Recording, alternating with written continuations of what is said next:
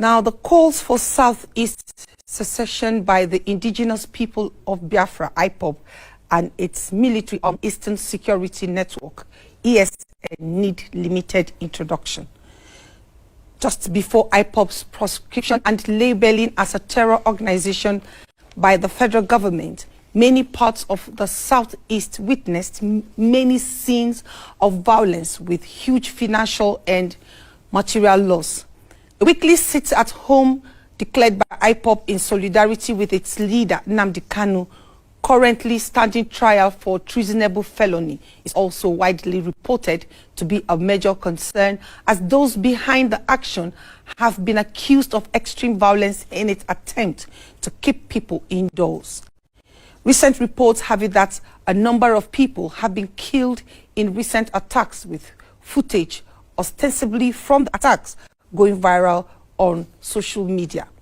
Some of the reports and videos have been dismissed as mere false propaganda.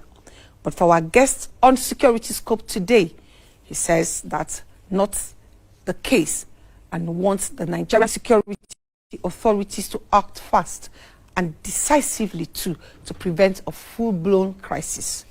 Chukwuka Ofoegbu, popularly known as Ijele Speaks, is an investigative blogger, a writer, an activist, and also an anti-IPOB. He's been monitoring the security situation in the Southeast closely, and he's in the studio with us. You're welcome, Ijele Speaks. Thank you, my sister, for having me this wonderful afternoon. It's my pleasure being here. Are you a Biafran? No, I'm an Igbo man. What's the difference? Biafra is a name that was given to a breakaway republic that Ojukwu and his friends created in 1967. And before that, we've never been called Biafrans. In fact, we don't know what Biafra is. That name Biafra was alien to us up until that moment. And with the death of that republic in 1970, so died that name Biafra. But you find out that some people who want to classify Igbos as Biafrans, and that's a very wrong notion. Do you not think that the subtle support by some politicians in the Southeast over the allegations of marginalization of Southeastern people has also given rise to the clamor for this Biafra? When they talk about marginalization, what do they mean by marginalization? Like you, when you say marginalization, that's why I use the word alleged. Yeah, like when you are talking about marginalization, in all honesty, there is no part of Nigeria that is marginalized in a special way, and there is no part of Nigeria that is being treated better than the other. The only thing we have is marginalization of my people by my own people. And when you talk about this marginalization, the problem is this: they tend to use it to keep our people away from the actual issues that are happening in our place. All this talk about majority is just political. It's just a political noise. What are the actual issues happening in your place? Okay, the actual problem we have in my place is this: our politicians found in IPOB and this issue of Biafra. Biafra is a franchise. This is what they are using to fool our people, keep them busy. Right now, I can tell you that no one in Abia State wants that man there in power. But how do all those people, like some people like Okeze Bazo and Ogili Obiano, remain in power? It's because they use this thing to keep the people busy from asking them what they are actually doing with the money they are receiving, because none of them is being owed by the federal government. Yet you go there, nothing is working. If the people are not kept busy with this Biafra issue, who do you think they will be holding accountable? These people. And they are just trying to use this to deflect from their incompetence.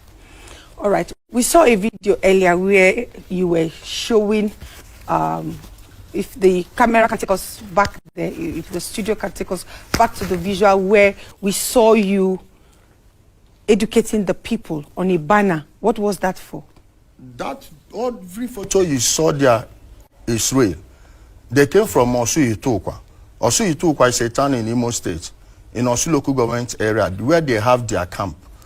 And inside their camp, you will see a lot of people. You will see a lot of graves, mass graves, and shallow graves where they are burying their victims. And Up until when the police went into that camp to expose what was happening there, especially the horror kitchens where they were butchering human parts, human bodies, eating them. Up until then, all those killings were being pinned on Fulani herdsmen. But we've been telling our people, because some of their members who joined this thing, believing that Nnamdi Kanu is fighting for Biafra, went into the bush to, you know, see their fellow revolutionaries that they will be fighting for their mythical independence, only to find out that there is something totally different going on there. And all of the things you saw there, all of them are genuine. Anyone is free to take a trip to Osu Itokwa. That's if you don't love yourself so well, because you are more likely not to come back alive. Go on. So, like we were talking.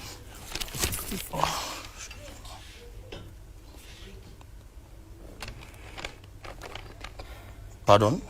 Go ahead. So, like some of the times you see those things, our own media people are hiding it, because I can tell you, so many of these people that own the media outlets are in support of these people. That are giving them tacit and open support, and they don't want the people to know exactly what they've been doing. Okay. All right. We'll take a short break now, and when we come back, this video, we would like to replay it for the purpose of emphasis, and then you take us through what you just said again. Okay. Please stay tuned. All right, you are still watching Security Scope on AIT, and our guest is Ijele Speaks, one anti-IPOB Nigerian that we know in recent time. He was taking us through the video of where we saw him educating people on pictures that were displayed on a banner. If you can take us through that again. Like I said before, all of those things you can check with the police. Anyone is free to check with the security agencies that invaded their camp in Osu Itokwa. As I'm talking to you right now, they've relocated to another part of Osu Itokwa. They are still doing the same thing, the exact things you saw there right now. These guys, they are into organ trafficking, and whatever they are doing with all these human parts, they are, if you see how they are. Do you have evidence of this? We have the videos, we have the photos. The police can even give them to you if you ask. Just ask, make a demand. They will give you certified pictures, videos. We even have their members who left the camp. We have them, they are willing to testify before any court. This is not something you just make up. All these stories you're hearing, before they will keep people and tell you is DSS. Ask yourself, why would the DSS be going around killing people, murdering people in a village where they are not domiciled and the people will not know? So when those pictures came out, they did everything they could to suppress the information. And I took it upon myself. I gathered some of my friends. We printed those things on banners and put them everywhere. Like I said before, this is a sworn affidavit. Everything I'm saying about these people is true. This is a sworn affidavit from a high court. From a high court. What's the purpose of this affidavit? To show that everything that I am saying about these people is true, and if I lie, they are free to sue me. They have the lawyers, they have the financial backing to do it. Everything I'm telling you, you can go right there, right now, and verify. And it has gone beyond Osu Itokwa right now. You go there, you see them in Awidemiri, Ihitenansa, Osumohu, mostly now, and Lilu. All these places are, you know, Osu Itokwa is a border town between Imo State and Anambra State. So they move freely there. And one thing about this is this. I don't see much of a pushback from the Anambra State part, from the Anambra government to fight this, to battle this. Nothing. You go to Anambra right now, you go to a town called Nobi, Ofia Nobi, go there now, you still see them. Agukundi, they have camps. When they did this, their ESN launch video, the only real one they showed there was staged in Agolo. That Agolo happens to be the hometown of this Dr. Chika Akunyili that was murdered. So why do you think the security agencies are not pushing towards that direction? Because you shouldn't have more information than the security operatives. I don't know why they are not acting. And the political actors from those areas, I think they are making the police fight with their hands tied behind their backs. Because whenever you see them go to attack these people, they will be shouting, they are killing Igbo youths, they are killing innocent people. And that tends to be blackmailing these people into inaction. Plus, the political actors of the state don't want anything like any action from the government against these people. But it doesn't seem so, because every now and then we see the political actors give support to either the military or the police or a combined joint task force, where they give them, they say they have given them vehicles, they have increased How the many number. states? Only one state. Only Imo State is doing this. Only the Imo State governor is doing this.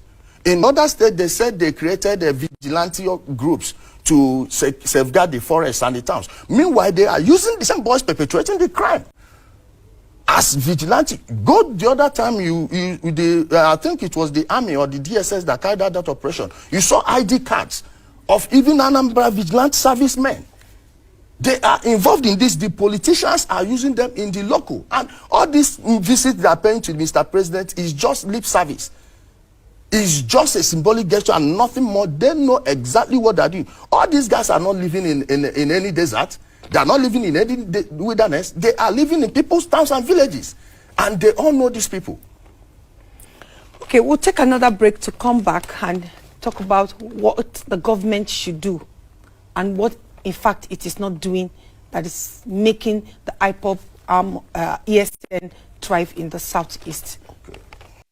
But you're still watching Security Scope on AIT. We are still discussing the security situation in the southeast, and our guest in the studio is Ijele Speaks. Thank you for still being here. My pleasure. From the way you are talking, do you not think that the reaction of security agencies will be trampling on the human rights of the southeastern people? Because it is right for the political actors to say they are killing innocent people, because we have not seen the data where security agencies have shown us that these are the criminals indeed, and these are not the criminals. In fact, they have no mechanism to check who is committing these atrocities and who isn't. So when they move in like that to a community, they're actually abusing their rights. No, my sister. Now, ask yourself, why is it that since they've been killing these people, not one community has revolted that the police are killing their good people, maybe their Jehovah's Witnesses? Why is it? Start from Ikonso to Biggie to Dragon. All of these people, these are known criminals because they are not even hiding it. They are filming themselves doing these things. Anyone telling you that thing is just trying to blackmail the security agencies. And they love playing this ethnic card. Oh, because it's Igbo people. Hey, why are you not treating them like the way they are treating Boko Haram? Go to the army website. Ask people that are serving in the north. Most of the soldiers fighting in the north are Southerners. Ask them. Let them send you some pictures and videos. If the federal government will treat these people with half the seriousness they are treating these guys in the north right now, believe me, this thing will finish in a matter of 2 weeks. Don't buy that thing. Anything they are telling you is a lie. Bloody lie. Show me that community. Even they are now killing even their members, some of their members, who realize what's going on. Because at the bottom of this, let's remember, it has nothing to do with Biafra. Nnamdi Kanu registered a private business, IPOB Worldwide Limited. And every other thing you are seeing is one format after another. When he said he's going to fight Nigeria, buy weapons, do you know how many times this guy stole money from people that he's buying weapons? Armor tanks. He will go to Thailand, stand in front of a decommissioned tank, take a photo, pose, and they will be raising money online. Do you have evidence? I have evidence of all these things. Like I said, I am invoking this affidavit again. If I am lying, let them take me to court. I'm invoking this affidavit. I know these things. We have this. We have their members, most of their commanders. What is ESN? Is there anything like ESN, by the way? These are the same boys they used to call them BSS, Biafra Secret Service. From there, they morphed into Volunteer Force. From there, they morphed into Lion Force. He only named them ESN after he collected money that he was going to give them Biafra in the year 2020. And he said, if he doesn't give them Biafra by the end of 2020, they know that Elohim did not send him. Now we are in what? February 2022. All right. You've not seen. Elohim disappeared. Now he just initiated this violence to divert attention See, all these Igbo politicians you see that are talking, had Nnamdi Kanu been arrested, they wouldn't even behave as if they know what's happening. Or so what is the government not doing? I'm particular about the security in the southeast. Government is all about securing life and property of the people. What is the government not doing, especially the federal government, with its federal might? The federal government is giving in to blackmail. And I can tell you, most of these politicians that are approaching Mr. President, that are speaking to him on these issues, they have their hands in the cookie jar. I am telling you, let there be a direct action. Why can't the Inspector General of Police move his headquarters to the southeast, maybe Anambra State, for 2 weeks at least? Go there and take care of these things. Everything looks like a joke. These guys, they are not unknown. When they say unknown government, don't mind them. I know each and every one of them. I can even name you their top commanders. At this point, I am forced to ask why you are so brave. Are you not afraid for your life? For my life, for what? Listen, I will live. If I live for 37 years, it will be 37 years lived in freedom. I will never live a minute knowing the truth and not saying it. Because of what would they do? They will get violent, really. Wait, did you just discover violence yesterday? Or you think it's a one-way thing? We are willing to match these people, power for power, everywhere. Let the government even clear the way. Let us handle these people. We know them, and we know the politicians they are working with. In practical terms, yeah. Realistically, yes. What are the visible mechanisms that the government should put in place to put an end to this? Drone every ESN camp in Imo State and Anambra State. Those are the places they have their camps, and they are bringing in boys from Ebonyi State. Most of those boys from Ebonyi State have no access to information. They don't even know what's going on. Drone every damn camp. That's one. And all these their leaders, we know them, arrange them, bring in these their former members that have left the movement. They will give you the truth. They have hard evidence, even their full conversations. We can go to the network providers and retrieve all the calls. They have everything, including videos, photos of where they are killing people, where they are giving orders. For instance, Emmanuel Kanu is the same person as Emma Powerful. Why is he not in jail? Why is he not in jail? And they are there, ordering them to kill Igbo policemen and women when their own sister, Nnenna Kanu, is a policewoman, still serving the state command right now. Say that again. Nnenna Kanu, Nnamdi Kanu's sister, is a policewoman, and he is telling them to keep uniformed men, telling them to resign. Why didn't the sister resign first? These guys are criminals. Everything they are doing is just smoke screen. I'll call you a Nigerian youth, and I'll be right to say so. Yeah. By your age and by your agitation. What message do you have for Southeast youth? Do not listen to these people. I am telling you, I am begging you, leave those camps. There is nothing like Biafra. Nnamdi is not fighting for any Biafra. He told you he met Donald Trump and showed you photoshopped images. He told you he went at the EU to meet the European Union to talk about Biafra. He didn't. He told you he was going to bring in fighters from abroad to come and destroy Nigeria. Have you seen one?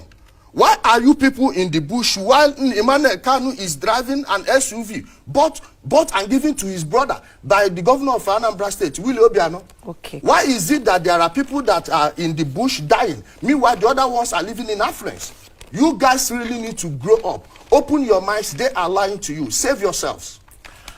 All right, that's the much we can take from Chukwuka, a.k.a. Ijele Speaks, and note that most of the views are his personal views and not that of their communications.